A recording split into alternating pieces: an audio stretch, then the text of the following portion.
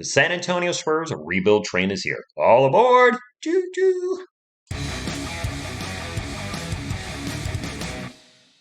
What is up, San Antonio Spurs fans? Welcome to TSR Sports. Man, so many changes for our San Antonio Spurs this year. First, Derek White, and then DeJounte Murray, and then Lonnie Walker. And I don't think the changes are done there. But you know what? It's all about who's wearing that silver and black, and I'm ready to root for whoever's wearing that uniform next year. That being said, I think more changes are coming. I have 5 players here: Devin Vassell, Jakob Poeltl, Keldon Johnson, Josh Richard, and Doug McDermott. And I'm going to rank them, in my opinion, least likely to go to most likely go in a trade because I don't think the Spurs are done making moves. Drop a comment down below if you think's most likely to go next. Hit that thumbs up if you like to support a fellow Spurs fan, and subscribe for more Spurs content. It should be noted when I originally made this thumbnail yesterday, Lonnie Walker was off where Devin Vassell is. Obviously, I needed to change it because Lonnie is no longer with the team. He's with the Lakers, who, by the way, I didn't mention it yesterday. They got him really, really on the cheap. We couldn't do that. Anyway, let me pull this down. Who do I think is least likely to be traded? Devin Vassell. He's 22 years old. He'll be 22 next season. Fully fits our youth movement. Still has 2 years left on his rookie contract.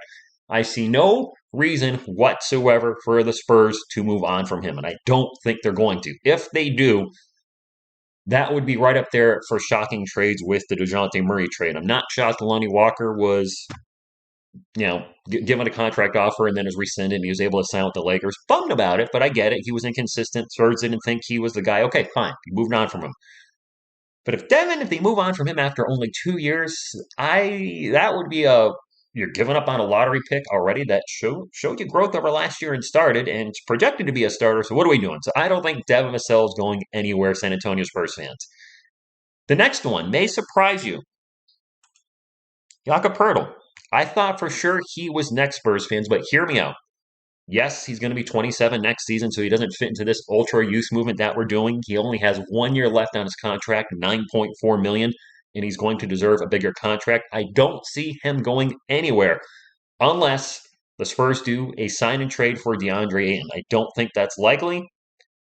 But if they were to trade Jakob Poeltl and have no other center coming to the team, that would leave just Zach Collins, the guy that has an injury history. So I don't think the Spurs are going to move on from Jakob Poeltl. And he seems to like being there and having a veteran. He's pretty much a vet now, especially based on our team makeup. That's not a bad thing. And he's also grown with the San Antonio Spurs to a role player off the bench to a legit starter. Now, that being said, if the Spurs play really bad next year, hoping they don't, but if they do and get the number 1 overall pick and lightning strikes again, David Robinson, Tim Duncan, very likely we draft Victor Wanyamama, and then that's our franchise center to infinity and beyond. But I think Jakob will be here. Up next, this one would personally hurt me if it was to happen. As I've already said, Keldon's my favorite current Spur. Bought his jersey. He fits into our youth movement. He's 23 years old. He does have 1 year left on his rookie contract, $3.8 million, and he has to, until the season starts, to sign an extension. My biggest concern with Keldon now is he is with Clutch Sports, and I'm not sure what our relationship is right now with Clutch Sports after the DeJounte Murray trade. And was Lonnie with part of Clutch Sports too? I'm not sure. From reading your comments, I don't really follow a lot of or really at all, who the players are signed with per se, but it seems like if you're with Clutch Sports and what's the guy's name? Something Rich something, that could be not good for negotiating with our players. That being said, I'd be shocked if he moved. I thought he's progressed very well, especially as a scorer in his 3 seasons with the Spurs. His rookie season, 9.1 points per game, bumped it up to 12 points his sophomore year, and then really started coming out, especially after the Derek White trade last year and averaged 17 points per game. So I think he has the best shot on a roster to be the guy that averages 20 or more this year. But anything's possible. The Spurs have shocked us with trades this year, and you know what? While it sucks, and initially it stings, it's like, you know what? This is a different Spurs team. I'm not sure I trust in Brian Wright yet, but I'm glad they finally are embracing the rebuild because we did need it. And I just want to touch on that real quick, Spurs fans. A lot of you said this should have started right after the Kawhi Leonard trade. I don't really agree immediately after that. You had DeMar DeRozan coming to the team who showed to be a legit scorer in Toronto. Aldridge was not over the hill yet. Patty Mills and Rudy Gay were still contributing off the bench. We had some young players too. So I don't think we should have rebuilt at that time. I do see why they tried to, make a playoff run, and they got to the playoffs and were close to beating the Nuggets in 2019. Years are starting to blend here with what's happened over the last few years with craziness in the world. After that, I can understand one more year of DeRozan. The third year of DeRozan, I agree. That's when we should have started the rebuild. Shouldn't be starting this year. Probably should have started 2 years ago and traded DeMar DeRozan when he had 1 year left on his contract, and they didn't. I think that would have been a good time to start the rebuild, and you could have rebuilt around DeJounte Murray at that point if you felt he was the guy. That being said, Kelvin would be a shock, but I'm nothing. That would be a tough video to make, by the way, for me. I don't see it happening, but Brian Wright's shocked me a lot this year already. Doug McDermott. He does not fit into our youth movement whatsoever. He's 31. He's got 2 years left on his contract, 13.7 million a year.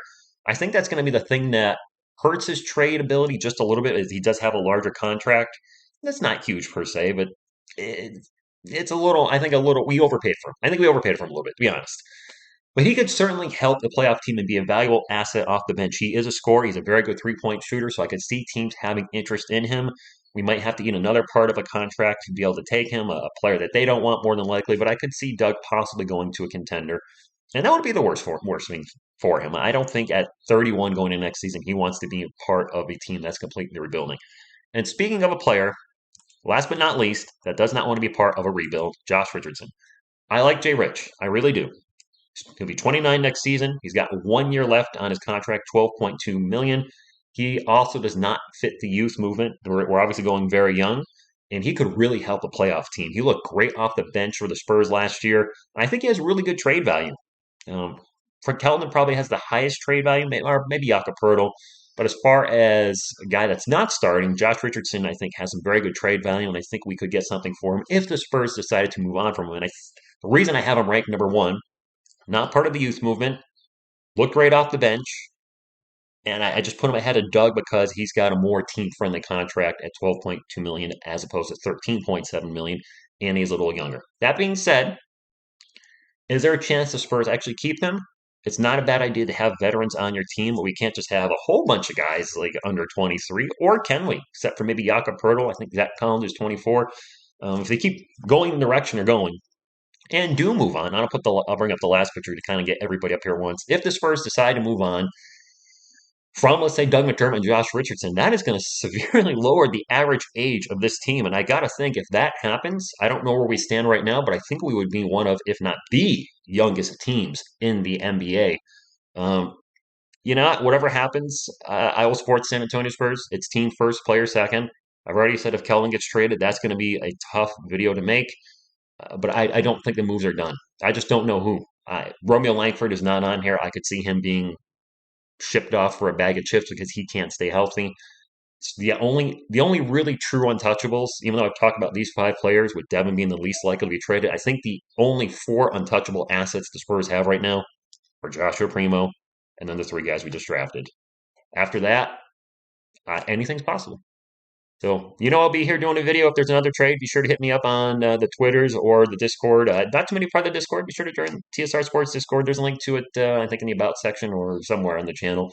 And I have a lot of fun talking to you in there when I can get in there. But it's fun times to be a Spurs fan, but also it's those times when you're like Goldberg. Who's next? Probably one of these guys. Thank you all for tuning in. And until next time, and as always, go Spurs go!